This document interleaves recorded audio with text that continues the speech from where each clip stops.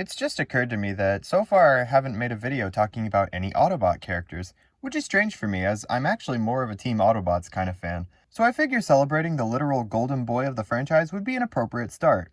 It's Transformers Generations War for Cybertron Earthrise Netflix series-inspired Walmart-exclusive deluxe class Bumblebee! No, not the beast! Not the beast! I know that some people in the fandom pride themselves off of being too cool for school to love kid appeal characters such as Bumblebee, because they serve as a reminder that the thing they love is targeted toward children, and they feel that they have to constantly justify to themselves and others that actually no, this is for big grown-ups like me, rather than just face the music and dance along. I feel like this is definitely the greatest little Generations Bumblebee figure of recent years, and not because it's G1 accurate, but because you can tell a lot of care, time, and love went into this thing. This B-Boy is actually very noticeably smaller than other deluxe figures, but that's not a problem because you can feel the budget go into the joints and transformation. It feels and looks fantastic. Also, like, he's Bumblebee. He's supposed to be small? What are y'all complaining about? I thought you guys were the ones who wanted G1 accuracy.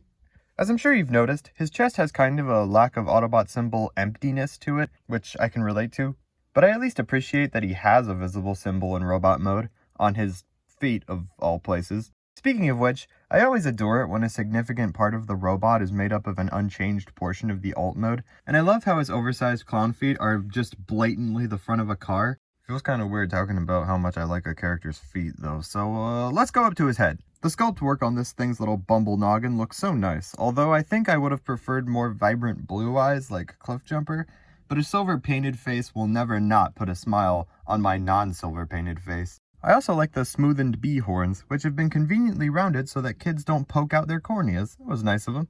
His arms are... arms?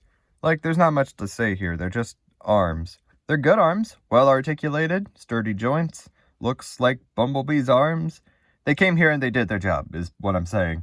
He does have weapon ports on his lower arms though, so he can in fact wield Megatron's fusion cannon. You can take off his bee backpack so he can hold it like a shield, for all those times Bumblebee had a shield. He also includes this big old Cliffjumper gun, which you can break apart and form smaller blasters. How could you resist this robot mode? It looks great and kind of represents what I think is so cool about Transformers. It's just a robot that is very clearly made out of a car, and the result is thoroughly endearing and memorable. He just wants to be your friend. How could you say no? Transformation is very involved and clever for a figure this size, and really has similarities to MP10. You do have to take off the back and reattach it to the alt mode, which I'm sure a bunch of people are supremely steamed about, but, you know, since when do the opinions of Transformers fans matter? Also, I'm about to drop a truth bomb on you. Are you ready? There's nothing wrong with the little parts forming. It's been part of the franchise since day one. You get to take off friggin' G1 Optimus Prime's fist to transform that thing, and dudes in their 30s won't shut up about that toy. Besides, unlike the brick that is G1 Starscream, the part you take off at least reattaches seamlessly to the other mode, and doesn't get moved aside so babies can inhale them like friggin' Kirby. Where was I? Oh yeah, transformation is good. Although I will say, trying to push the transparent plastic roof section down will never not give me 9 shades of unbridled fear. And the alt mode just looks beautiful. If you have the ability of sight, you agree with me on this. If it weren't for the panel lines, you'd be forgiven for thinking this is just a scaled down model of the Volkswagen Beetle, even down to the branded tires. He looks great next to his Autobot pals, like he was always there to begin with.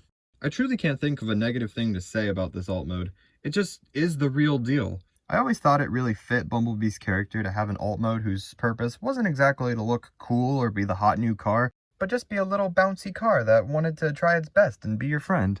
It looks great in both modes, it's a great little representation of Bumblebee, it's a great listener, I don't know what more I could have wanted.